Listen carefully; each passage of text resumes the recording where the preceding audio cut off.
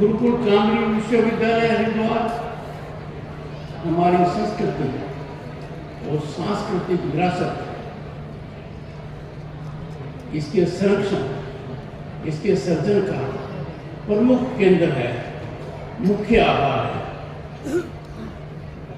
भारत की पहचान दुनिया में और हमारे मन में हमारी 5000 साल की संस्कृति की वजह से है। And this place is the epicentre, nerve center to culture our civilizational ethos and essence. हमारे दर्शन का निचोड़, हमारे दर्शन का तात्पर्य, हमारे दर्शन का महत्व, इसका ये प्रमुख केंद्र है। विश्वविद्यालय के छात्रों को मैं निमंत्रण देना चाहता हूं कि वो भारत की नवनिर्मित संसद भवन में आए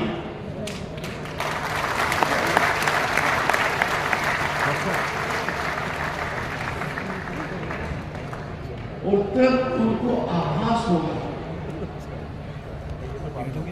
कि हम कितने सही बदल गए हैं, हमारे में कितना बड़ा सकारात्मक बदलाव आया।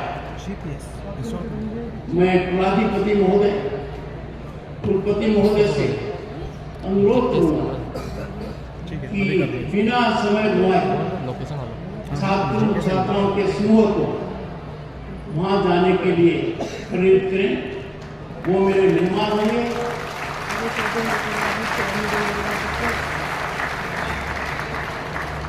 महर्षि दयानंद सरस्वती की 200वीं जयंती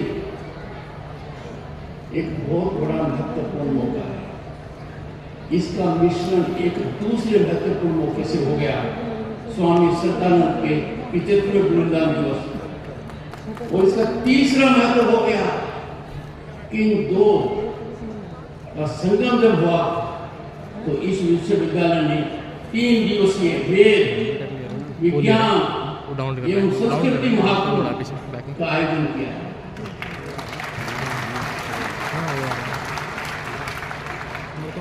भारतीय संस्कृति और राष्ट्रवाद के प्रेरता इन मनुष्यों की पावन स्मृति में आयोजन किया जा रहा ये महाकुंभ उनके महान जीवन के प्रति हमारी विनम्र श्रद्धांजलि है। उन्होंने हमारे संस्कृति पर एक अमिट छाप छोड़ी है जो हमें सदा प्रेरणा देती रहेगी।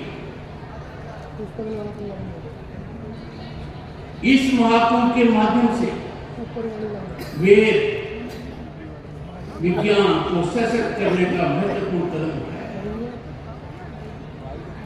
मैंने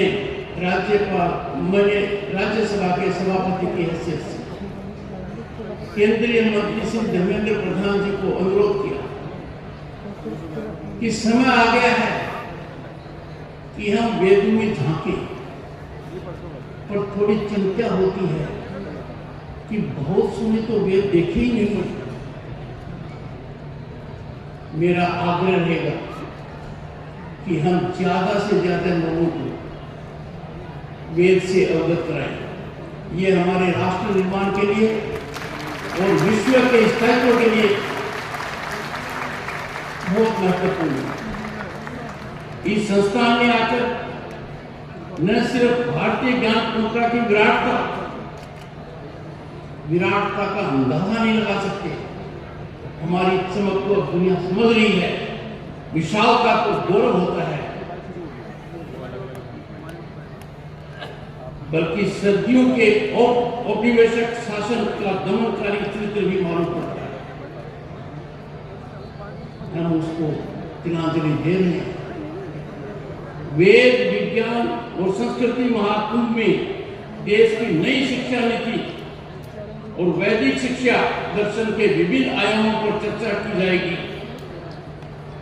ये प्रशंसनीय है कि गुरुकुल कामरी विश्वविद्यालय में नई शिक्षा नीति के अनुरूप पाठ्यक्रम और अकादमिक कार्यक्रम का संचालन किया जा रहा है। हमारी नई शिक्षा नीति हमारे सांस्कृतिक मूल्यों के अनुरूप है, हमारी सांस्कृतिक विरासत को सजग करने वाली है।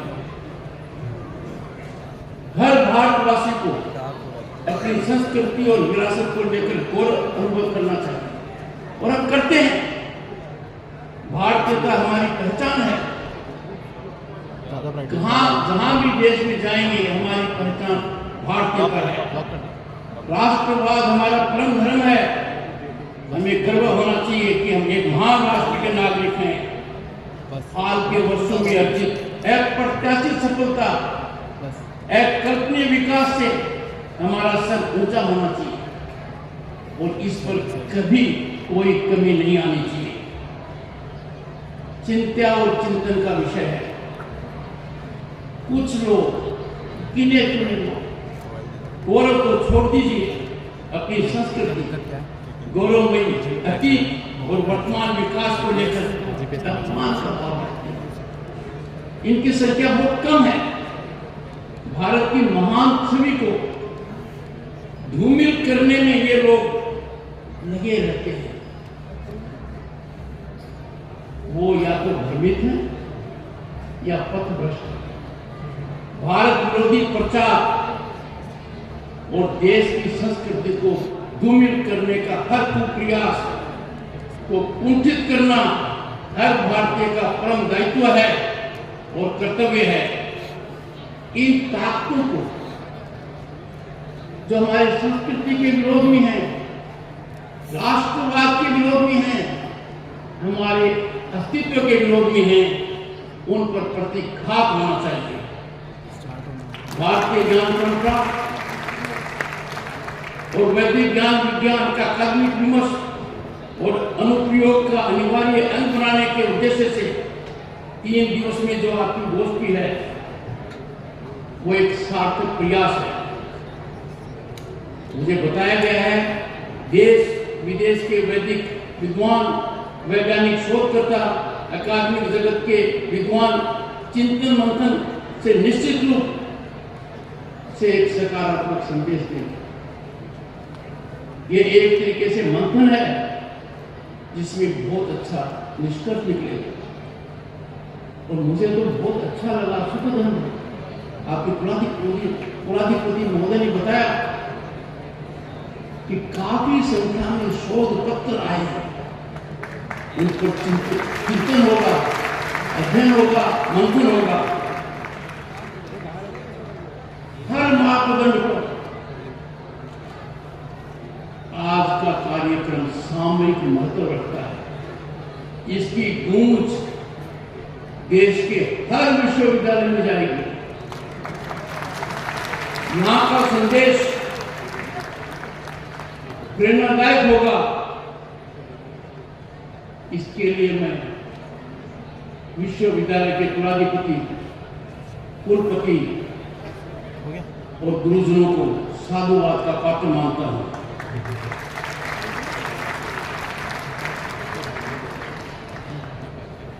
वेद विज्ञान महाकुंभ का यह पर्व हमें हमारी प्राचीन ज्ञान और विज्ञान के प्रति गर्व महसूस करने का एक अद्वितीय अवसर प्रदान करता है। अक्सर देखा जाता है कि हम भूल जाते हैं कि हम कौन हैं। थोड़ा अंदर झांकेंगे तो पता लगेगा विश्व में हमारा मुकाबला करने वाला और कोई देश नहीं है।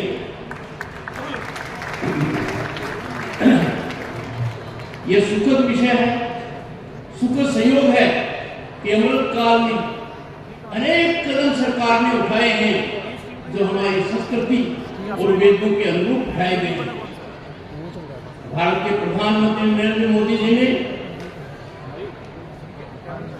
स्वतंत्रता दिवस पर लाल किले के प्राचीर से नागरिकों द्वारा अपने कर्तव्य पालन के पंच प्राण का आह्वान किया था।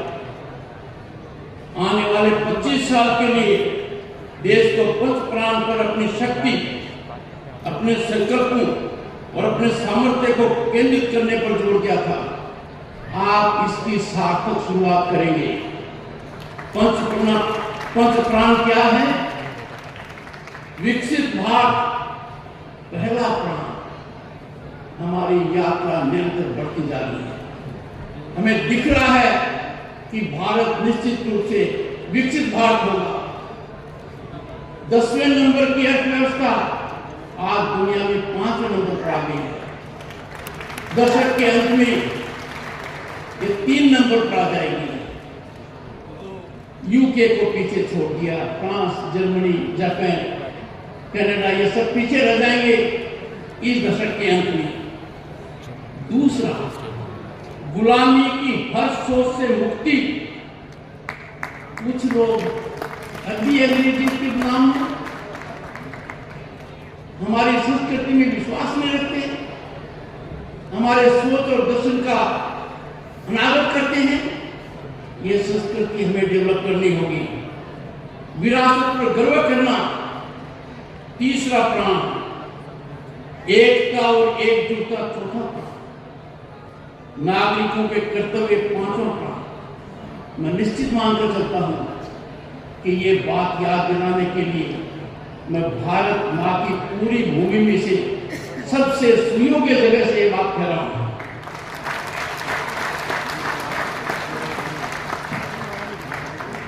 प्रधानमंत्री नरेंद्र मोदी जी ने 5 प्रणों में से यह भी एक प्रण है, गुलामी के हर चिन्ह से मुक्ति।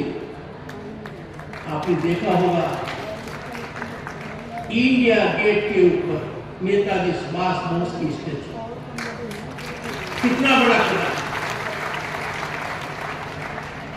राजपथ को कर्तव्य पथ करना कितना बड़ा विचार है। नई शिक्षा नीति शिक्षा के भारतीयकरण की दिशा में महत्वपूर्ण कदम है। आत्मनिर्भर भारत का नारा हमारे आर्थिक सांस्कृतिक पुनर्जागरण का प्रतीक है और इसका भारी असर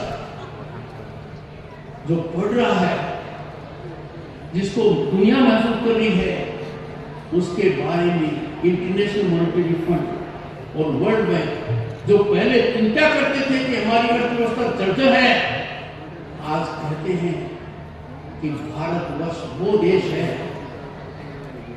जो सबसे ज्यादा आर्थिक प्रगति कर रहा है।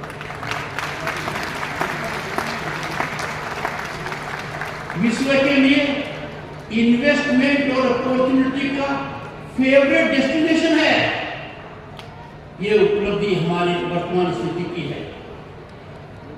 सफलतापूर्वक आयोजित G20 सम्मेलन में भारत की समृद्ध संस्कृति और वेद विज्ञान की झलक दिखी। मैंने खुद आंखों से देखा। दुनिया के नेता अभिभूत हो गए, जानकारी प्राप्त करते रहे। देश के 60 शहरों में 200 से ज्यादा बैठक होकर विदेशी नेताओं को भारत की संस्कृति का ज्ञान हुआ। अचंभित है वो। उन्होंने जो प्रशंसा की, मेरा सर ऊंचा हो गया कि मैं इस महान भारत, इस भारत मां की सेवा में लगा हुआ हूं और मुझे इसका एक सपूत बनना चाहिए। भारत ने विश्व को शांति ज्ञान में महान योगदान दिया है। विश्व शांति और बंधुत्व के लिए भारत ने वसुधैव कुटुंबकम का आदर्श दिया है। और G20 का मोटो क्या था? One earth, one family, one future. पूरी दुनिया ने इसको ग्रहण कर लिया कि यही हमारी सृष्टि को बचाने का एकमात्र माध्यम है। आगे देखिए, प्रधानमंत्री जी ने सम्मेलन में जो हिस्सा लेने शासन अध्यक्ष आए, उनका स्वागत किया। जब स्वागत को हम देख रहे थे तो क्या स्थान सुना? उसके पीछे कोणार्क के ऐतिहासिक सूर्य मंदिर के चक्र की प्रतिकृति लगी हुई थी। हर फोटो में कोणार्क का सूर्य मंदिर दिखाई दिया। दुनिया